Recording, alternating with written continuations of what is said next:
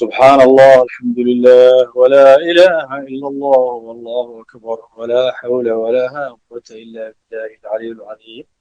kulanti wanaagsan qaar sharafta leh waa sayid cabdiraxmaan sheekh xasan oo idinla soo dhowaada iyo sare kaloo xiise leh. aad iyo aad baan ugu mahadsantihiin daawashada daawanaysaan maanta barnaamijka. khayra insha allah waxaad daawateen ama intiina daawataba ilaah idinkii waxa waaye waxaad daawateen videogaan ugu horramayay macnaha qaybtii koowaad ee ahaa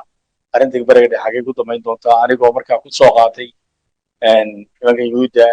ee ilaahi subxana watacaala qur-aanka si weyn noogu sheegay ee hadda maaragtay magacii hore ee israa'iila la baxay iyagu waa daalimiin macnaha meesha ku damayn doonaan arrintooda saas oo kale ah. nimankan bani israa'iilka gadaalna yuhuud ka noqday ogaada hadda bani israa'iil iyo bani israa'iil labay kala yihiin. bani israa'iil waa dhalashadoodii hore waana dadka marka dhalasho la yidhaahdo ugu gobsan adduunyada gobnimo macnaha waan ka wadaa aanu ma aaminsani waxaan kala sarraynta society-ga bulshada laakiin dadka macnaha marka laga warramayo dhalashadoodiisay ku yimaadeen dadka taariikhdooda lahayo weyn. nin baa maalin maalmo ka mid a rasuulku yimi sala allahu alay wasalam markaasu wuxuu yidhi yaa rasuulallah yaa ugu gobsanaa inta adduunyada jirtay macnaha carabiyadu nasabiyaddani waxaan waa qiimeeyeen wax qiima la rulantii ma lahan. ilahi wuxuu dhahay subxaana watacaala qofka idinku kiin dhow aniga qofka igu dhowaanay aniga ayuu alla leeyahy subxana wataala waa kayga cabsada kolka macnaha dhaqanka carabtaa saasa. marka ninka nebigoodi sal ly slam yaa saas oo kale ugu sharafataa ugu gobsanaa nebigu wuxu sal ly slam haddaad doonayso qof maaragtay nebigu fiiri dhinaca diinta u wareejiyo goonimada dhabtaana waa diinta jacaylka iyo cabsida ilaahay. nebigu xagga diinta u wareejiyo wuxu sal ly slam waa nebi yuusuf waayo isaga nebi buu ahaa abii yacquub oo naanistiisu israa'iilka nebi buu ahaa awowgii isxaaq calayhi salaam nebi buu ahaa awowgiisa labaadna ibraahim nebi buu ahaa oo alla subxana watacaala waa ka aayadda qur-aanka ahayd watakada allahu ibraahima khaliila ilaahay subxana wataala nebigana wuxuu ka dhigtay khaliil soomaali macna uma hayn laakiin waxaa ugu dhow oo ugu soo dhow soomaali ahaan la odhan karaa saaxiib dhow buu ka dhigtay ingiriiska close friend saas oo kale ah. kolka dadkani waa dad yaab leh ilaahay haddaad doonayso inaad fahanto qur-aanka waa inaad haddaad doonayso inaad kuwan fahanto waa inaad qur-aanka akhrido. macnaha culimo badan baa tiraahdaa kitaabka qur-aanka wuxuu ku sigtaba in la dhaho kitaab almuusa macnaha sida looga warramay boqol iyo dhowr iyo labaatan jeer baa nebi muuse alayhi salaam kitaabka lagu sheegay halka rasuulkeena sal ly slam magacaanta 4 jeer ugu sheegay inkastoo dacwado dhan dee rasuulkeena sal ly slam maxamed loo soo dhiibay islamarkaana ay dacwada isaga ku socoto oo dee nebigeenu sal ly slam laakiin magacaan macnaha kolka nimankan aad baa looga warramay aad iyo aad suurat albaqara fiiriya suuradda qur-aanka ugu dheer waa ka buuxaan hadduu ilaah ku rooyahay macnaha qisooyinkooda waxa yar kadib marka qisadii abuurdii aabe aadam calayhi salaam iyo caasinta ibliiska alla ka warramay kadib iyaga reer bani israa'iil baa la keenay. suuradda maaragtay hadduu ilaah ku roon yahay saddexaad ee qur-aanka suuratul aali cimraan fiiri aali cimraan naftigiisa baa haddee aabbihii maryama nebi ciise hooyadii calayhi salaam oo aad looga warramay qoyskii maaragtay aali cimraankii aad looga warramay. hadduu ilaah ku roon yahay annisaa fiiriya dhama gabagabadeeda baa ku jiraan nisaan aayado waaweyn baa lagu sheego iyagaa sida falaa yuuminuuna ilaa qaliila yuhuuddu ma rumayso allah iyo rasuulkiisa ama diintan dacwada islaamka ee xaqa iyo kitaabka qur-aanka in yar baa haray. kolka cabdullahi ibnu cabbaas kale wuxuu yidhi 40 sanaba hal yuhuudiya soo muslim kolka haddaad aragto 50 yuhuudi ama 60 yuhuudi ama 100 yuhuudi oo kale waan soo muslimiin oo urur islaamaa nahay ogaada waa been waa masaab la socda qur-aankii baa diidan oo alla ku diiday. kolka marka dadkani waa dadka ayaab leh dadka ilaahay subxana watacaala aad ugu warram waana dadka aakhiru zamaanka iyagii yajuuj wamaajuujka waa dadka adduunyada fasaadi doona. marka intaas waa intaa hordhacayar waa idin fahanteen dadkani waa dad khatara dadkani waa special people dad caadi ma aha waa shaydaamo caadiya dad barakaysan maaha ogaada bilowgoodii hore alla subxana watacaala wuxuu qur-aanka noogu sheegay waastafaynakum cala alcaalamiin waa la yidhi waxaan idinka dooranay caalamiinta. kolka marka ilaahay hanuun iyo wanaag iyo diin iyo tawxiid baa loo doortay soo maaha laakiin markay caasiyoobeen oo yuhuud bay noqdeen ilaahay bay caasiyeen rasuulkiisa buug bay qorteen oo shaydaamadu u qoreen oo suurat albaqara lagu sheegay waa buuggooda la dhaho taalmud ayay qorteen talmudig la dhaho oo wax ka qaab daran adduunkuuna jirin ilaahayna subxaana watacaala waa macnaha shaydaamadii sixirkii waqtigii nebi sulaymaan calayhi salaam jiray ayay qaateen sulaymaan weligii ma gaaloobin sixirna shaqo kuma lahayn waxaan iyagaa watay kadib buug bay ka dhigteen adduunyada fasaadiyey marka dadkan waa dad saas waa dadka akhiru zamaanka kharaabin doona waana dadka uu ka dhalan doono ninkii ugu khatarsanaa ee rasuulkeena sal ly slam inooga digay in nebi walba iyo rasuul walba ilaa iyo maaragtay nebi nuux rasuullah nuux ay ummadooda uga digi jireen oo ah dajaal may garata markayga sidoo kale dadkani qarnigii lixaad qarnigii lixaad ee nebi ciise ka hor six BC waxay u tageen ummadihii la odhan jiray yajuuj iyo maajuuj waan isku darsaneen 12 qabiil ee reer bani israa'iil ama 12 oo ka soo farcmay 12 wiil ee nebi yacquub oo yuusuf ka mid ahaa suuratu yuusuf laynoogu sheegay way isku darsameen iyaga iyo yajuuj iyo maajuuj maanta laba kala saari karo wayna isdhex galeen sheekh kaaga culumi iyo sheekh soomaaliya kaaga sheekeyn karaa ma jiro culimadan iska daamada yaqaanaan kuwan kale carabtaana asalkoodu waa turki awiyadooda hore ay qabsadii yajuuj iyo maajuuj ahaan jiray waa turku waa dad muslimiin kolka say tahay casharada hore buu sheegay waxaas dhan qofku duwanay taas u geli karaa marka macnaha waxa waaye dadkani waa dad saasa waana dadka akhiru zamaanka haddana waxaan ku jirnaa akhiru zamaankii shaki gaban jira aniga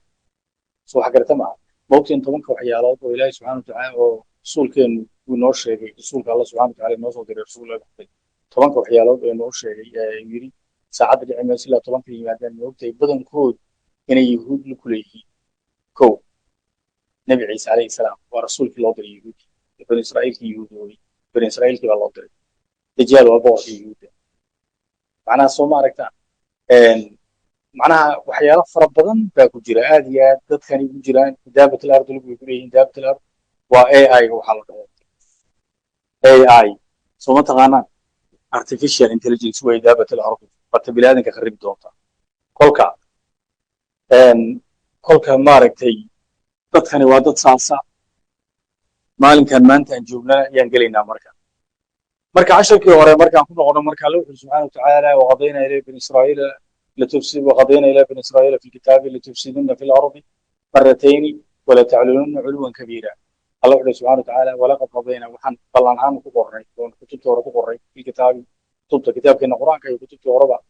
إن رب بني إسرائيل سالم دوران الله جير أين إسلام كان الله جير لا إيمان دوران إسلامي يقوم أدوي تيكو بدو حياهي النبي عيسى عليه السلام يحب الله صنعه وبور كل ونجل النبي كالنصر مركب وقبصدي وسيكس بيس تاريخ markay ahayd weeye 6th century BC markay ahayd waa boqorkii Babylon oo meeshan hadda Ciraaq loo dhaho qayb Suuriya kamid ah ninkii boqorka ahaan jiray ee loo oran jiray Nebuchadnezzar ayaa qabsaday Nabukadnezar Carabiga ayaa qabsaday waa ku baabiyay maatuu iyagii dhan adoon u haystay kadib markay kitaabka qoreen ay ku sheegaan inuu kitaabkii alla yahay laakiin beenta yahay ee Talmudka yahay waa fasaad weyn oo kitaabkii Tawreed baabiyan way culwan kabiira culwadii hore bacdigii hore ay la yimaadeen waxaasay sameeyeen balaayadaas ku dhacday waa la kala firdiyay kadib marka mar labaadkiina waxa idin sheegay inuu yahay laga soo bilaabo 1815 1815 kadib markii ahaa oo ku beegan waqtigii akhyaari ay la wareegeen Bank of England markii la wareegeen oo qoyska Rothschild ay qabsadeen maaragtay maalin baan ka sheekeyn doonaa dagaalkii Waterloo ka dhacay Belgium lagu jabiyay Napoleon halka lagu xiray aqkiina jasiirad ku taala galbeedka Afrika badda Atlantic halka uu ku dhintay ninkaasna waxa la sheegay inuu muslim noqday kadibna uu ribadii qoyskan diiday nijaasta maaragtay waxa ribaduna waxa ogaataa waa mechanical-ka iyo waxa isku hayo way waxabadii foolada iyo waxa isku hayo dulmiga iyo tijaar waxa soo dhan xadiis nabigu wuxuu ku yiri sallallahu alayhi wasallam waqtiga dijaal waxa lagu garan doonaa calaamadaha dijaal lagu garan doono waxay tahay ribada ayaa meel walba okay ii sheeg marka hadaad wadamada galbeedka joogto ama meel bangiyada iyo waxaas biyadan ribadu inay meel walba jirto cuntadii ku jirto dharkii ku jirto lacag wax kasta ku jirto waa dijaal waqtigiis shakiga ma jiro kolka laga soo bilaabo 815 ilaa iyo waqti ilaahay og yahay oo anigu aan ku qiyaasay adigu 300 oo sano ka yar ayuu wadi doonaan culwan kabiirka macnaha fasaadka labaad ay geli doonaan kolka kadibna Allah subhanahu wa ta'ala marka fasaadka timaada waxa weeye waxaan ku soo diri doonaa adoomaana ilaahay oo adag waa muslimiinta weeye waxayna iimaan doonaan Baytul Quds bay iimaan doonaan Baytul Quds bayna qabsan doonaan way geli doonaan idinka iyo wixii ay arkaan xaqay baabiin doonaan saasana ku dhici doonta saasana lagu baabiin doonaa casharkii hore saas u ahaa kadib waa kan maaragtay duuleedii waxaas oo dhan idin sharaxay sayahay marka intaas waa bilowga suuratul Israa hadda maanta akhiire marka waxaan tusayaa ilaahay subxaanahu watacaala qur-aanka ayuu nagu sheegay waktiga uu yahay waktiga labaad ee dhulka fasaadin doona. kii hore waa idiin sheegay wuxuu ahaa 6 century BC, qarnigii lixaad nebi ciise ka hor buu ahaa. tanna hadda waxaan idin tusayaa marka waktiga uu yahay fasaadka labaad. qur-aankaan idinka tusi doonaa hadduu ilaahay yidhaahdo. kolka waa buuggayga maaragtay af soomaaliga qur-aanka ku jira. buuggan markaan qorayo marnaba isma lahayn arrintan ayaa ka imaan doonta. waa buuggayga waxa weeye xarafka waxaan tegi doonaa hadduu ilaahay yidhaahdo xarafka la. marka aayadda waxaan kasoo xigtay ereyguna waxa weeye laflaf. waxaan kasoo xigtay aayadda al-isra oo ah suuradda aayadda ay ku jirto suuradda 17aad aayadda 104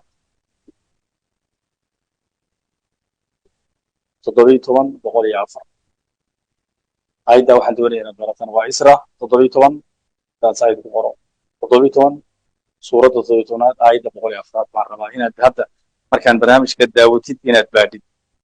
الله وحده سبحانه وتعالى أعوذ بالله من الشيطان الرجيم وقلنا من بعده. waxaa looga warramay aayadihii aayaddan ka horreeyey nebi muuse iyo fircoon iyo reer bani israa'iil iyo fircoon wixii kala qabsaday waxaas dhan baa iyo alla ka hadlay subxana wataala siduu aqalka u hadlay. kolka markuu nebi muuse fircoon maaragtay dhibka u keenay kadib waa kii fircoon ilaahay subxaana watacaala haligay. marka fircoon markii la haligay kadib ayuu alla wuxuu yidhi subxana watacaala waqulnaa min bacdihi waxaan ku niri waa reer bani israa'iil من بعده المعنى من بعد الفرعون. فرعون كدب بان waxaan ku niri لبني إسرائيل reer bani israa'iil baan waxaan ku niri اسكنوا الأرض deganaada dhulka meeshaad degan tihiin deganaada. allana qur-aanka waa ku yidhi subxaana watacaala kadib markii ay caasiyeen waa nebi ciise waqti macnaha caasintii dhowr boqol oo sanay socotay. horay kolka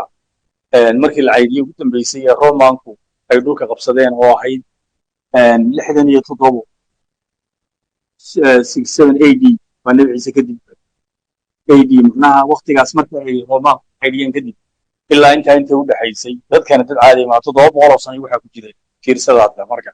alla wuxuu subxaana watacaala waa kii la kala cayriyey. allana wuxuu yidhi suurat al-acraaf waqadacnaahum fi lardi umama dhulka ayaan ku daadinay iyagoo ummadaha soo ma aragtid. kolka alla wuxuu dhahay subxaana watacaala waxaa lagu yidhi uskunu al-arda deganaada oo jooga dhulkiina فإذا جاء وعد الآخرة واكن مركا ويمادو وعدي لباد waad fahanteen wacdigii hore waxaa sunan soo ma kii labaad fiiri aayadan lagu xijin aayadii hore looga warramayay wacdigii koobaad iyo wacdigii labaad gadaal baa la geliyay. waa maxay xikmadda ku jirta? ilaahay subxaana watacaala qisat al-anbiya qisooyinka ambiyada qur-aanka ayuu noogu firdhiyey. solkan aayad suuradda kale aayad suuradda kale aayad waayo suuradaha iyo aayadaha dhexdooda aayado kaloo ilaahay oo waaweyn baa ku jira oo allah subxaana watacaala uu rabo inaan baranno. kolka waa saa xikmadda ka dambaysa. qur-aankuna waxaad ogaataa taariikh 2,000 oo sano ah ayaa in ka yar 10 daqiiqa lagu soo koobay. cilmiga iyo xikmadda allah subxaana watacaala baa samayn karaa. bilmatalan nebi nuux oo kale qoladiisii waxaa alla wuxuu yidhi subxaana watacaala falabitha fii qowmihi 2000 sana ilaa 50 caama 2000 ilaa 50 caama soo maa qoladiisi wuxuu dhex joogaa liyii 1,000 sano oo konton la waa 950 sano wacdinay 50 sano dacwadu ku qaataa leeyahay 250 oo sii noolaa. laakiin inta qur-aanku inoo sheegan qaadanayna waa 950 sano dacwada waday. waayo ummadani waxay ahayd ummadii ugu horreysay adduunyada ee bani aadam ee rasuul loo soo diro. sidaa darteed ilaahay subxaana watacaala waqti dheer buu siiyey manuuna doonin markiiba alla subxaana watacaala inuu baabi'iyo. kolka waqti dheer baa la siiyey 950 sano rasuulkani la doodayay. gebigiisana culimada islaamka waxay leeyihiin 80 qof ka yar baa rumaysay. suuratu nuuxna waa kii ilaahay sheegay subxaana watacaala macnaha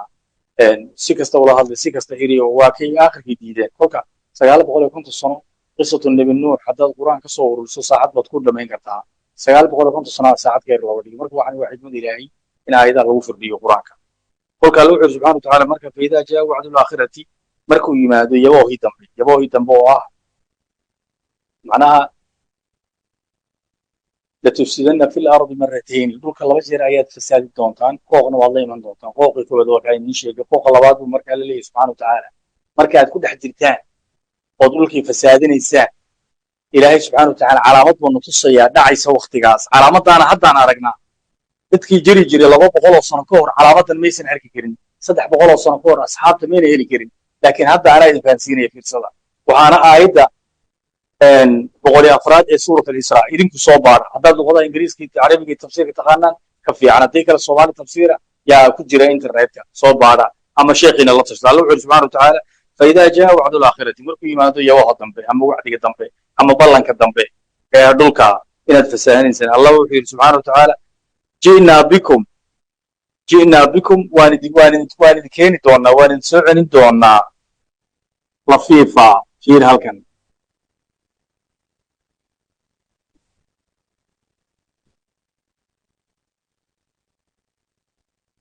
alla wuxuu yidhi subxaana watacaala markuu yimaado yabaha dambe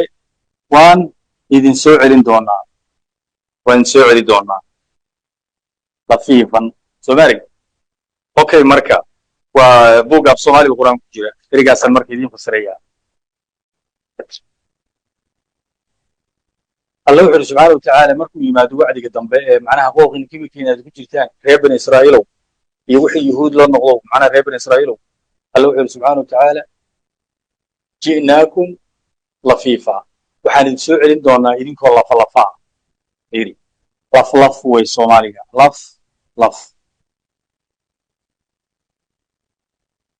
ma garanaysaa qabiil ahaan jilib idinkoo ah eeg jilibku waa halkan soomaaliga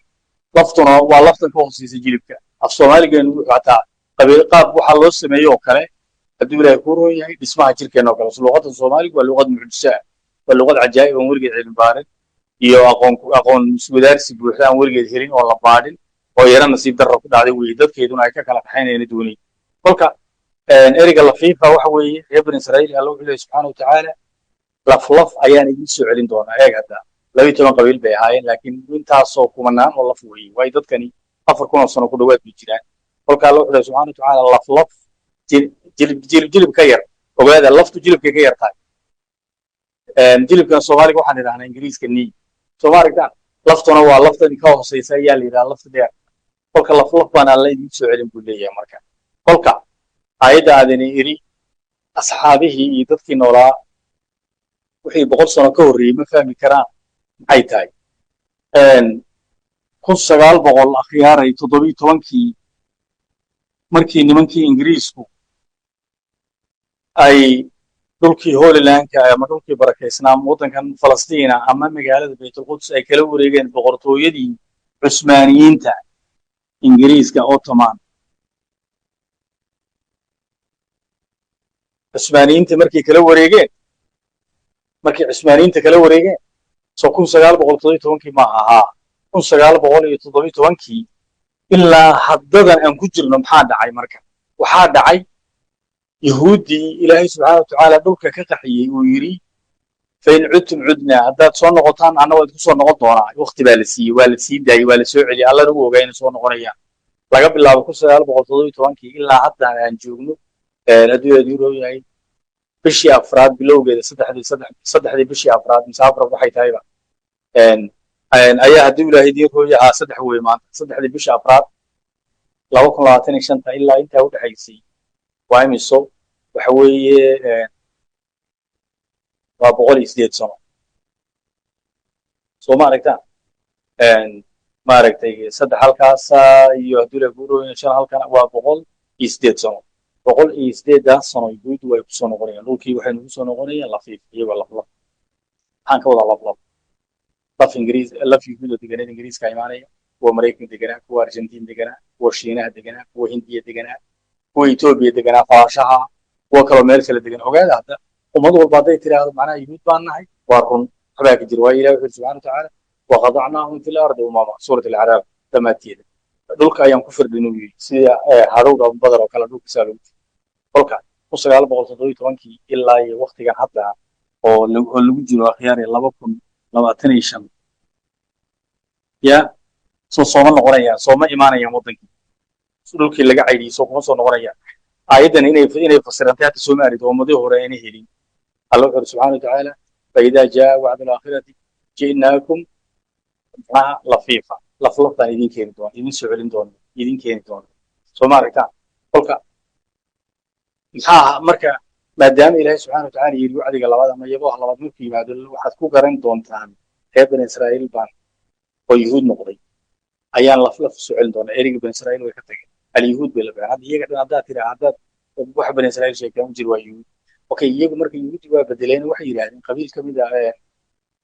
ka mid a qabiiladii uu dhalay wiil ka mid a wiilashii nebi yacquub oo loolan jiray juura ayaanu kasoo jeednaa waa beentood labada eer isku macno ereyga yuhuud waxa weeye qur-aanka lagu sheegay dhalasho maaha waa kuwii waa waxaan khawaarijta nidaan oo kale waa khawaarij weeyaan ama waa kuwii bidcoobay ee bidcada la yimid saas wey soo maaha ereygan kale ee juu ay sheegtaanna kaas isaguna taa baybalkan kiristaanka kuma jiri jirin diin islaamkana kuma jiro diin islaamka laba ummad baa ku jirta oo iyaga ah bani israa'iil oo dhalashadoodii iyo yuhuudi oo ah waxay noqdeen khawaarijiin iyo kuwii xumaay bidcada kala soo maaha marka ereyga juu waxa ku ereyga juu wuxuu ka yimid marka Yurubiyankii ay ku darsameen iyaga Yajuuj iyo Maajuujka ahaa ereyga juu waa Yajuuj weeye Yajuuj qabiiladii baa ku darsamay boqolkiiba 80 iyo 90 yuhuudda maanta jirta waa Yajuuj iyo Maajuuj wayna dhex galeen caddaanka wayna isdhex galeen waana sababta qabeen macnaha royal family-ga Yurub oo dhan iyo Carabta aan loo kala saari karin iyo yuhuudda Israa'iil degan baalow bay qabsadeen Carabtan iyaga qabsadeen عرب وابابا ما هذيك كورنا وابدايين عرب خلاص عرب وحلقات خلصة قرني طبناد ميلادية تاريخ الميلادية لما كنا عارفين شتى كدي مركي هي قبيلة وجوس لو انجري تركيا قبصده أو جامين جري نيجرنا لو انجري سلجوق أو عنك بقطوي سلجوق هم أساسي سلجوق هم بلو انجري نك أساسي قواسوها ومسلمين حتى نك أساسي ترى صوم مسلمين ممكن مليشي داوود يموسي بني إسرائيل يلا كلو انجري ده معناه waxay tahay diinta yuhuudda ayuu ku horeeyay kadibna gadaal ku muslim oo sheega dheer casharadooda ugu jira marka laga bilaabo 1912 ilaa hadda maanka joogin yuhuud way timaadaa bay imaanayaan soo baa ilaahay xikmadu kale maxay tahay yuhuudda la kale waxay tahay subhanahu wa ta'ala fiir waxa ka qoran ku jira loo dhaw kitaabka quraanka ma faradna fiihi min shay kitaabka quraanka loo subhanahu wa ta'ala waxa uu baana tagin wax kasta waa noo sheegay maskaxyada bini'aadamka iyo fikir gaaban ayaan lagu heli karin kuwa muslimka sheegtanayo بيكي عيار جرا ما بدوني ما كلام أقاها كتابكي وفي عنا أنت الله كتاب سودي جوادية نوسي كان بناك كمرة كورب ما بدوني إنه برلمان سواليد مارك هل قفوا فاتحة آخر كروايري فاتحة فصيري كنا وقت معي وأنا شرع الدجيال ممكن مركز إلى هذا شرع الدجيال أنا إلهي سبحانه وتعالى تركنا كل شيء وشرك وين أنا بري معك ولقي نقول ما يشرع الدجيال وها شرع وكيل إلهي كل waxweeyaan arrintaasi la tegin akhyaar haddaan kusoo noqdo casharkaygii marka markuu wacdiga labaad yimaado oo fasaadkoodii lagu dhex jiro fasaadkoodii xuquuqoodii bilowday saas weeye marka ilaahay subxaanahu watacaala waxaa lagu garan karaa kuwii iyagiiba dib u soo celiyey waddanka yimaadeen soo maaha okay marka waa xikmadda alla u soo celinaya waxa weeye xikmadda alla u soo celinaya waxa weeye casharkii hore aan uga hadlay alla wuxuu subxaanahu watacaala bayna cudun bedelaa haddaad soo noqotaan waad kusoo noqon doonaa waa la dhamayn doonaa balagoodii baa wada waxaanay maanta samaynayaan fiir Iiraan bay marayeen kii Trump bay iyagu soo kireysteen Trump ninka la oran jiray soo xustaan Epstein leeyri dumarka yaradii waxa soo xumaan jiray saasa ninkaasi sirdoon weyn oo saabto waa sarkaal baa musaafo tirsan madaxda Mareykanka oo dhan kaamiradu ka wada hayaan iyagoo ku sameynaya qaarkood waxa la yiraahdaa ilmay dilayaan maaha kaliya inay farqmeynayaan kolka Trumpna uu jiray nin meesha ku jira xataa Prince Andrew baa ku jira King George Ingiriiska King Charles walaalkii badugtii oo gabadhii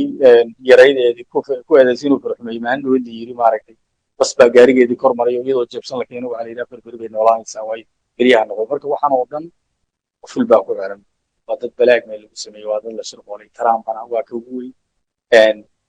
waxayna aaminsan yihiin dimuqraadiga doonaya inay xiraan ka takhalusaan bay ka badbaadiyaan Trump waa slave-ka Netanyahu baa iska leh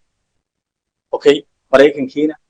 wuu khiyaamay waayo wuxuu yiri wixii xumaan baadiyana kana sameynaya kana Trump waxa loogu talagalay inuu cadawga Israa'iili Netanyahu iyo Yuhuud cadawgeedu inuu gubo inuu baabi'iyo Iiraan ku ka tahay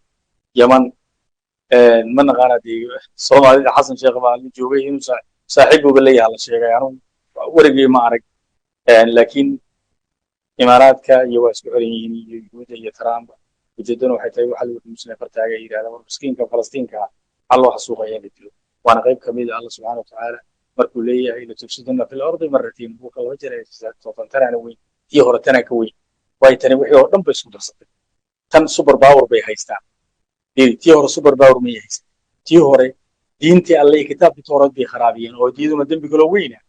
oo ay bedeleen kalaamkii ilaahay bay bedeleen qur-aankii ku jirta waxaasoo dhan inay kutubta alla bedeleen ambiyey dileen nebiyey dileen waxaasoo dhan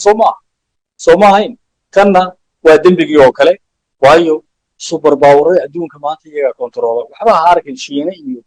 putin hooyadii waa yuhuud dhaqanka yuhuudna wuxuu qoraya ninka hooyadii yuhuudta isaga ahaa kolka shiinahana waxaan iyagaa taageeray naytay iska badaa iyaga waa macuustooda iyo qalinkooda wax ku qoraan kolka super powerada ee adduunyada haysteen fiiri lacagta adduunka iyagaa haysta doolarka iyagaa le euro iyagaa le imf iyagaa le world bank iyagaa le maxaa baareeban iyo ilaahay xataa subxana wataala ayadda qur-aanka ayada ahayd maaragtay hadduu ilahay idiin roon yahay macluul iyo ayr xun baan yaan ku xukunnay anigu waxaan rumaysanahay hadda waa laga heri dejiya ayadda waayo xikmad kale waa la wata ujeeda kale la wata waa lasoo celinaya iyaga dhan lafiifan iyagoo lafa kadibna waa loo dhamaynaya xadiiska nebigana inoo sheegay in iyo lagu dhamayn doono dhulka barakaysan oo hal geed keliya uuna sheegi doonin geedkaana wuxuu dhahay sal allahu alay wasalam inahaa shajarat alyahuud kaas waa geedka yuhuudda soo khayra ma garataan kolka calaamadii labaadaa bilaabatay wacdigii labaad baa yimid fasaadka labaad bay ku jiraan waa qooqayin maanta dadka dhanna way dhamayn doonaan adduunyadana waxay kaloo ku dhamayn doonaan cirbadan covid-19 soo ma taqaanaa cirbadda waxyaabaha hadda waatay dadka ku dhamayn doonaan waxyaabaha hadda putin iyo trump iyo adduunyadu hanjabayso dagaal saddexaad nuclear war dadka yurubiyaanka hadda waxay arkeen in cirbadan lagu dhameeyey way xanaaqsan yihiin delamaan kolka waa in iyagana marka loogu hanjabo loo dhaho cirbad baad ka sheekeynaysaa ayadii baa dhimantay walaalkii baa dhintay anigii baa wadaxan ugu dhacay saas nuclear baa soo socda kolka nuclear war iyagu dagaal militariga nuclear lasoo dhaco ma doonayaan waayo nuclearku radioactive uu keenaa dhulku baabi'iyaa dhulkii baa nabad guura yuhuuddu ma doonayaan waxay doonayaan inay dhaxlaan dhulkan inay iska qaataan ummadaha doqomada ana sida soomaalida oo kalena waa kuwa ugu horeeya dhulkooda laga qaadan doono soo xagarateen maaha kolka horta waa ilaahay mahadiye cirbadan covid-19ka soomaaliya qaybta la geeyey waxaa la yidhi AstraZeneca ingiriiska sameeyay waa ta ugu nijaasanay dadka dhamaysa madaxda soomaalida oo dhan iga qora caawa ee soomaali ka nasan weyday nin walbo soomaaliya oo madaxa cirbada qaata 2 sano ilaa 5 sano ku dhigan doonaa soo xagarateen maaha kolka dadka yurubiyaanka hadda xanaaqsan waxay leeyihiin macnaha saas marka waa loo hanjabo lagu dagaal kolka haddii dadka yurubiyaanka iyo reer galbeedku tii adduunyada kala ma tirsanin dee waad ogtihiin nimankeeda keliya iska haysta ama dadka baaba'san ama dad cilmi lama aha kolka nimanka yurubiyaanka iyo galbeedkii waxay arkeen in covid-19 ku gebigiisu feeg aha waxay kuban jirin hargabkii caadiga ah ujeedadana waxay ahayd dadka laga naxiyo kadibna ay cirbadda qaataan fiiri waa